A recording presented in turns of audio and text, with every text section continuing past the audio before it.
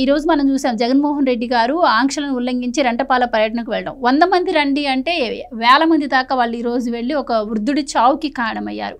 So ఎలాగో కాన్వాయ్లో ఒక vehicle గుద్దింది అంటున్నారు. కనీసం దగ్గరలో ఉన్న హాస్పిటల్ కూడా జాయిన్ చేయాలి అన్న ఉద్దేశం కాకుండా ఆయన అక్కడ పక్కకు పడేసి మరీ వాళ్ళు వెళ్ళిన సంఘటన అది మనం టీవీల్లోనూ ఛానల్స్లోనూ కొన్ని వీడియోలు కూడా మనం చూస్తూ ఉన్నాము. ఎలా చూడొచ్చు అంటారు?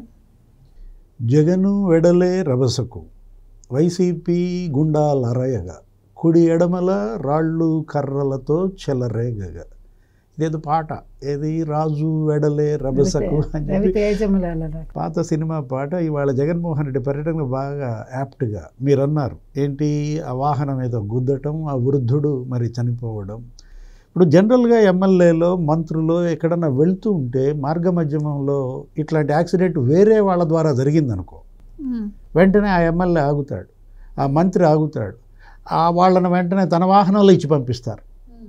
అది మనం అనేక మందిని చూసాం. పలానా మంత్రి ఇలా చేశారు, లేదా పలానా ఎమ్మెల్యే ఇలా చేశారు అంటూ వాళ్ళకు ఒక మంచి గుర్తింపు, గౌరవం ఇస్తుంది ఆ చర్య. అబ్బే ఈయనెవరు? జగన్మోహన్ రెడ్డి.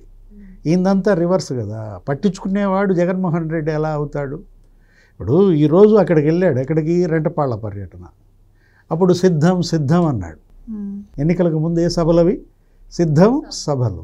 ఇప్పుడేంటి? ఓడిపోయాడు, ఇవాళ ఏడాది అవుతోంది, ఇప్పుడు యుద్ధం యుద్ధం అంటున్నాడా? యుద్ధానికి వెళ్ళినట్టుగా ఉంది తప్ప జగన్మోహన్ రెడ్డి పర్యటన అటు తెనాలి పర్యటన, లేకపోతే అటు రాఫ్తాడు పర్యటన, వినుకొండ పర్యటన, ఇప్పుడు గుంటూరు పర్యటన, ఇది లేటెస్ట్గా ఇదేంటి అటు పొదిలి పర్యటన చూసాం నిన్న. మరి ఇవాళ ఏది ఈ పర్యటన రెంటపాళ్ళ. అంటే ఒక్కొక్క ఫ్లెక్సీలు చూస్తే మనకు ఆశ్చర్యం వేస్తోంది. ఏది అక్కడ పొదిలి పర్యటనలో ఏ ఫ్లెక్సీలు పెట్టారు? తొక్కి పడేస్తాం అంటే ఇదేనా తొక్కి పడేయటం? తొక్కి పడేస్తామంటే ఇప్పుడు ఈ వృద్ధుడిని తొక్కి పడేశారా? ఆ రోజు ఏమనుకున్నాం మనం? పొగాకు బేళ్ళు తొక్కి పడేశారనుకున్నాం.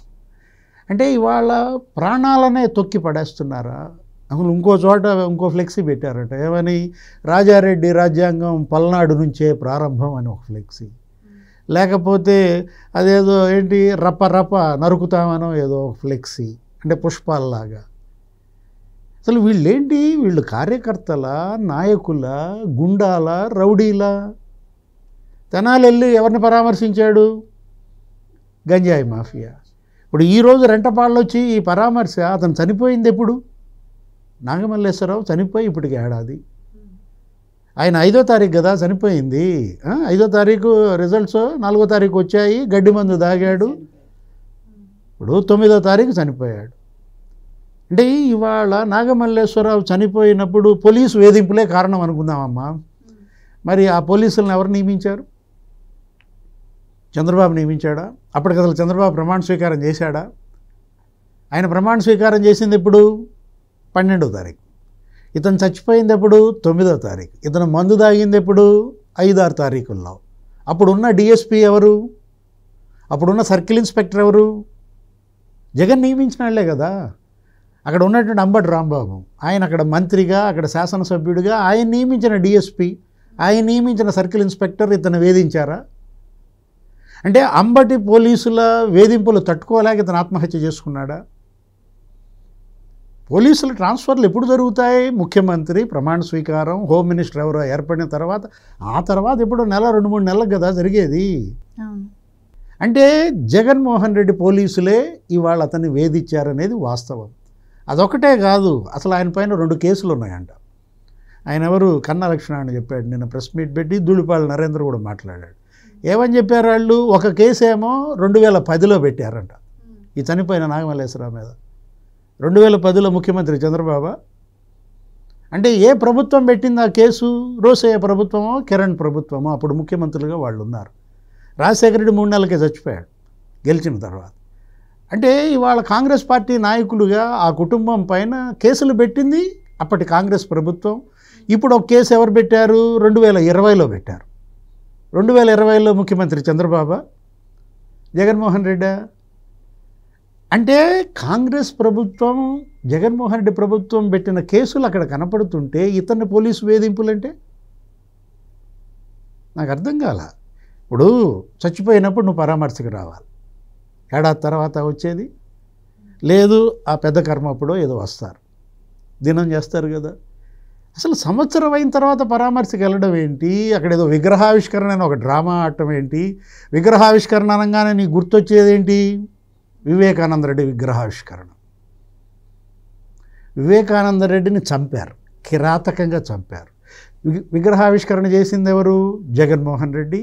ఆ రోజు ఆయన వెనుక ఉన్నది ఎవరు, అవినాష్ రెడ్డి, భాస్కర్ రెడ్డి, దేవిరెడ్డి శివశంకర్ రెడ్డి. ఎవరాళ్ళు? వాళ్ళనే కదా హంతకులుగా అరెస్ట్ చేసింది, వాళ్ళనే కదా జైల్లో పెట్టింది. అంటే నీ సొంత చిన్నాన్నని హత్య చేస్తారు, మీరంతా కలిసి విగ్రహావిష్కరణ చేస్తారు. ఇప్పుడు ఇతను నాగమల్లేశ్వరరావు విగ్రహావిష్కరణ, ఇప్పుడు నాగమల్లేశ్వరరావు విగ్రహావిష్కరణ. అతను ఎందుకు చనిపోయాడు, ఆత్మహత్య ఎందుకు చేసుకున్నాడు, నీ వల్ల కాదా? నువ్వు అతన్ని భ్రమల్లోకి పెట్టలేదా? నీ దొంగ సర్వేలు నమ్మాడు, ఆరా సర్వేనో ఏదో చేశాడు. ఇక్కడ అతనికి అంటే ఈ బెట్టింగ్ వల్ల వచ్చిన అప్పులేమి లేవు, పోలీసులు టార్చర్ చేయడం వల్లే ఈవెన్ ఆయన పోలీసులు రోడ్డు మీద బట్టలు ఇప్పించి తిప్పారని, అవమాన భారం భరించలేక ఆయన చనిపోయాడని ప్రధానంగా వాళ్ళు అంటమే కాకుండా ఇప్పుడు ఈ పర్యటనకు కూడా మేము అడిగినట్టు వాళ్ళు సడలింపులు ఇస్తే మేము సానుకూలంగా వెళ్ళే వాళ్ళం కదా, మా అంటే జనం అంటే జగన్ అంటే జనం అని తెలుసు కదా, సో అవన్నీ మీరు కట్టడి చేసేందుకే ఈ ఆంక్షలు తీసుకొచ్చారు అని చెప్పి అంటున్నారు. అంటే ఇక్కడ రెండు అంశాలు, పోలీసులు అతన్ని వేధించారంటే ఆ పోలీసులు మీరు నియమించిన వాళ్ళని చెప్పాను. ఆ పోలీసులు జగన్మోహన్ రెడ్డి సీఎంగా, అంబటి రాంబాబు మంత్రిగా నియమించిన డిఎస్పీ, నియమించిన సర్కిల్ ఇన్స్పెక్టర్. అంటే మీ పోలీసులే మిమ్మల్ని వేధించారా? ఇతను ఒక్కడనేనా ఆ రోజు చేసింది కౌన్సిలింగ్? జనరల్గా కౌన్సిలింగ్ చేస్తుంటారు, వాళ్ళని మారమంటారు. ఇప్పుడు అతను 1.5 కోటి అప్పులు చేసిన మాట వాస్తవం. అతనేంటి అక్కడ ఒక అరాచక శక్తిగా ఉన్నమాట వాస్తవం. దానికి ఆ గ్రామానికి ఉప సర్పంచ్ అయితే కావచ్చు, వాళ్ళ నాన్న ఈ వైఎస్ఆర్సీపీ మండల పరిషత్ అధ్యక్షుడిగా పనిచేసి ఉండొచ్చు. ఇక్కడ మరో అంశం, మీరేమన్నారు, ఆంక్షల గురించి మాట్లాడారు. మీరు కనుక సరిగ్గా చేస్తుంటే మేము మామూలుగానే వచ్చేవాళ్ళం అంటే ఏంటిది, పరామర్శ యాత్ర, బల ప్రదర్శన అంటే ఒక షోనా? ఇది ఒక షోగా కనపడుతుంది. ఇది జగన్ షోనా?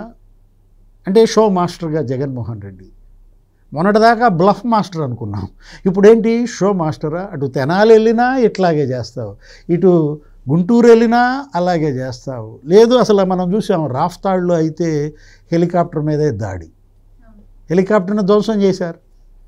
ఆ పైలట్ వచ్చాడు, మొన్న వచ్చి వాంగ్మూలం ఇచ్చాడు, ఏమని, నువ్వు ఎందుకు వెళ్ళిపోయావయ్యా ఆయన తీసుకెళ్లకుండా అంటే, భయపడిపోయానండి, భయపడి వెళ్ళిపోయాను అన్నాడు. ఎవరు? ఆ హెలికాప్టర్ పైలట్. అంటే భయం.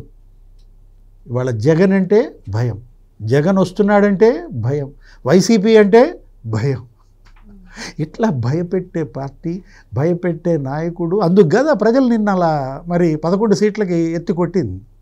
ఇంకా నీలో మార్పు రాకపోతే నువ్వు ఇవాళ ఏంటి, ఒక భరోసా ఇవ్వాలి. అది వదిలేసి తొక్కి పడేస్తాం. ఎవరిని తొక్కి పడేస్తాం? జగన్ తొక్కిపడేయటం దేవుడెరుగు, జనం తొక్కిపడేశారు ఈ పార్టీని, వీళ్ళని జనం తొక్కిపడేశారు. Please subscribe to Leo news for more videos.